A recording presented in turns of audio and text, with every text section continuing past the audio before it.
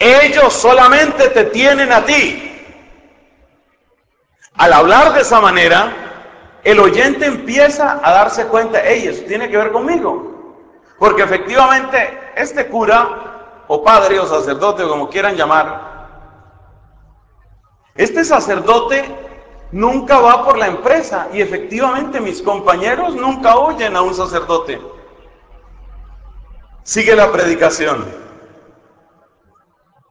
Tus compañeros de trabajo no me pueden oír a mí, pero sí te pueden oír a ti.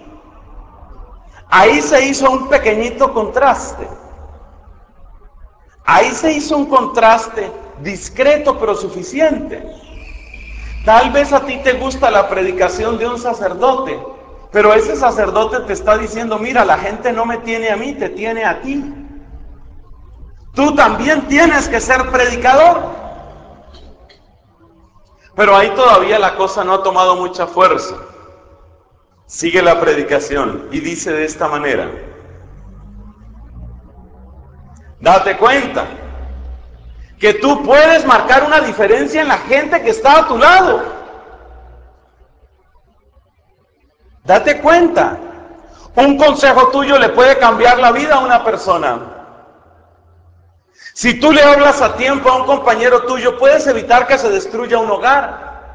Si tú le hablas a tiempo a una compañera tuya de trabajo, tal vez evites un aborto, una infidelidad, un acto de desesperación, un acto de venganza, o la ridiculez de buscar un maleficio o un brujo. Tú puedes marcar una diferencia. Ahora te digo que tienes que escoger. Si sigues con tu indiferencia y encerrado en tu mundo, mucha gente que no me oye a mí y que sí te puede oír a ti, se va a perder. Pero si tú abres la boca, tú traerás una diferencia a la vida de la gente que está contigo.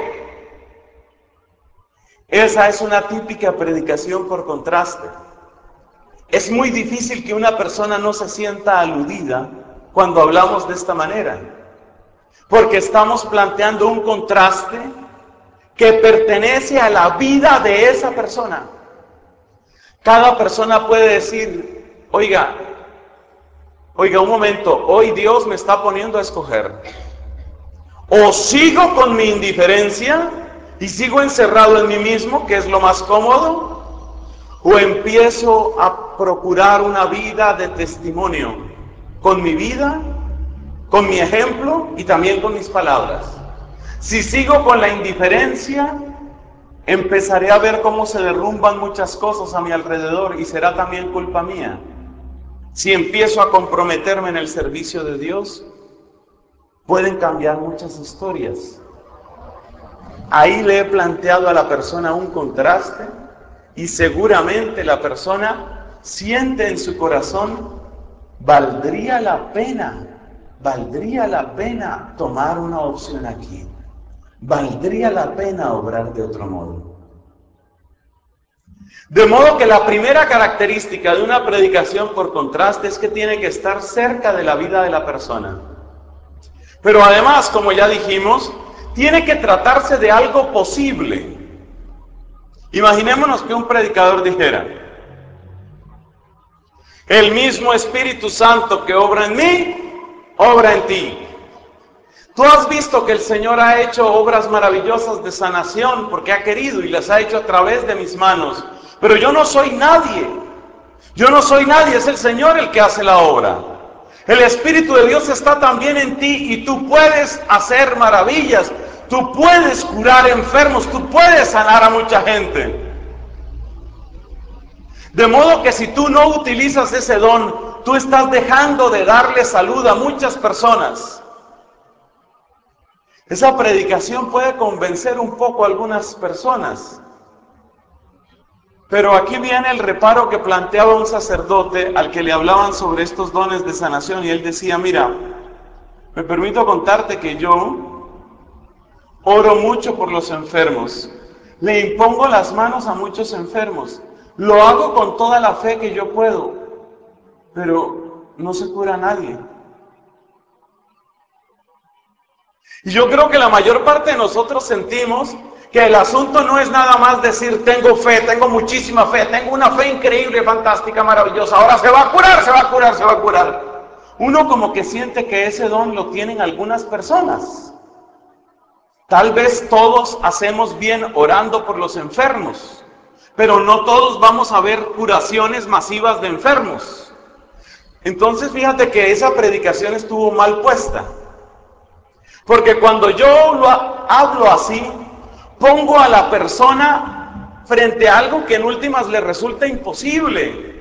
Sí, voy a orar, pero mucha gente no se me cura. Entonces, ¿qué hago? Entonces, ¿soy qué? ¿Soy un criminal? Entonces, ¿soy más pecador que todo el mundo? ¿O no sé orar? Y entra la persona en confusión. Por eso la segunda característica de una predicación por contraste es: tiene que referirse a acciones, opciones posibles. Primera característica, tiene que pertenecer al mundo de la persona. Segunda característica, tiene que referirse a acciones posibles, cosas que la persona puede realmente vivir. Hay una tercera característica que la podemos aprender del Evangelio de hoy. Es una cosa que me llama mucho la atención.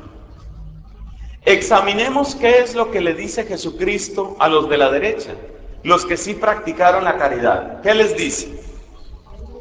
Venid vosotros benditos de mi Padre, tuve hambre y me disteis de comer, y viene toda la lista. Entonces los justos le contestarán: Señor, ¿cuándo te vimos con hambre y sigue la lista otra vez? Me llama la atención la pregunta que hacen ellos. ¿Cuándo te vimos con hambre? Bueno, ahora vamos para el otro caso, porque como es un contraste, tiene dos lados. El lado de la derecha, el lado de la izquierda. Vamos con el otro lado, los de la izquierda, los que se condenan.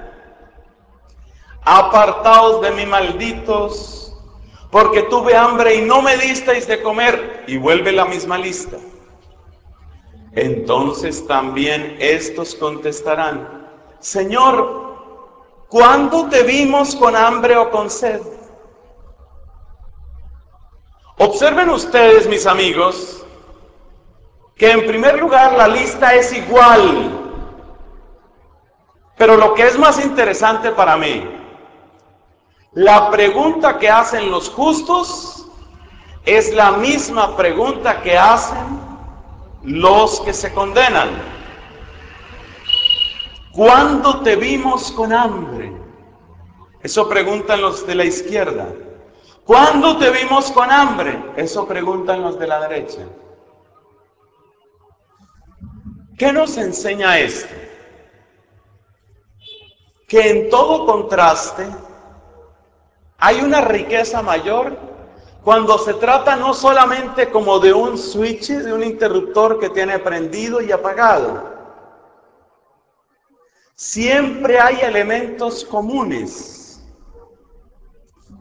Saber destacar los elementos comunes entre los dos extremos de un contraste ayuda a las personas a entender en dónde está el punto fundamental.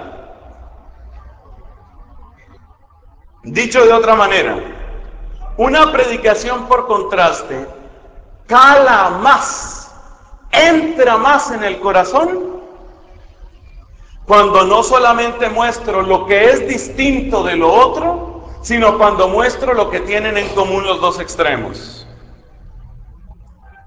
Imagínate que estuviéramos haciendo una predicación, por ejemplo, sobre los ángeles. Y vamos a hablar sobre la rebelión de Satanás. Satanás se rebela contra Dios. Ese es el objeto de la predicación. Y en esa predicación, yo digo, el demonio, como ser perverso, inicuo, malvado, degenerado, rebelde, tenebroso, y así sigo añadiendo cosas malas. Mientras que los ángeles buenos, con San Miguel a la cabeza, mostraron la humildad, el amor, la obediencia, la prontitud en el servicio, la gracia de la alabanza. Ahí estoy haciendo un contraste. Pero en ese contraste, la acción del demonio queda únicamente como un acto ridículo, como un acto absurdo, como un acto inexplicable. Cuando yo hago un contraste, así sea cercano a la vida de mis oyentes, en donde todo lo bueno está de un lado y todo lo malo está de otro lado, es difícil que quede realmente la enseñanza en el corazón. Porque entonces uno no entiende por qué alguien puede optar por una cosa y no por la otra. Pero imagínate que cambiamos nuestro discurso en el tema de los ángeles y decimos algo como esto. Los ángeles son criaturas espirituales que gozan de inteligencia, aunque su inteligencia es distinta de la de nosotros. El entendimiento de los ángeles no hace razonamientos, sino que ellos son, por decirlo así, intuitivos. Descubren la verdad como de un golpe.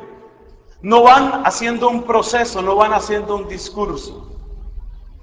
Y esto es igual para todos los ángeles, los buenos y los malos. He aquí que Lucifer descubrió la grandeza, la belleza, la hermosura de su propio ser. Y enamorado de esa grandeza que le había dado Dios, no quiso servir a Dios, porque le pareció suficiente lo que tenía en sí mismo, y quiso reemplazar a Dios. ¿Qué es lo mismo que hace el ser humano? Cuando tiene mucha inteligencia y muchos estudios y se vuelve un ateo. ¿Cuántas personas conoces que han hecho muchos estudios y a base de estudiar y estudiar llegan a la conclusión de que el universo no necesita de Dios? Porque movidos por la soberbia de su propia grandeza se olvidan de Dios. Cuando estoy predicando de esta manera, estoy mostrando que hay algo que es común a los ángeles buenos y a los ángeles malos. Todos eran bellos al ser creados por Dios, porque de Dios nada sale repugnante, nada sale contrario a su voluntad. Eran bellos, todos, y eran santos. Pero esa bondad tenía que ser confirmada por un acto voluntario de los ángeles. Y fue aquí donde la locura de Lucifer, llevado por soberbia, llevado por amor desordenado a su propia grandeza, le llevó a tomar una resolución pésima: no serviré a Dios. Al predicar de esta manera, el tema de los ángeles no me queda como una cosa por allá lejana, sino que entiendo que la misma soberbia que acechó y que hizo destrucción en Lucifer, esa misma soberbia me puede llegar a mí por las cosas buenas que Dios me ha dado. Entonces me queda una lección muy importante. Frente a las cosas buenas que Dios me ha dado, tengo dos posibilidades. Una, de la cual me libre Dios, llenarme de soberbia hasta darle la espalda al mismo Dios que me dio todo. Otra, poner en servicio del Señor los dones que en realidad le pertenecen, porque Él me los dio y suyos son. Así he tomado un tema de teología, de ángeles, y lo he convertido en un tema que me permite hacer una opción santa, una opción bella, humilde y fecunda en mi vida. Por eso, nada de hacer contrastes de todo lo bueno aquí, todo lo malo allá. No, busca siempre lo que hay de común para que se entienda por qué se tomó un camino o por qué se tomó otro camino. Esas son tres características de una buena predicación por contraste.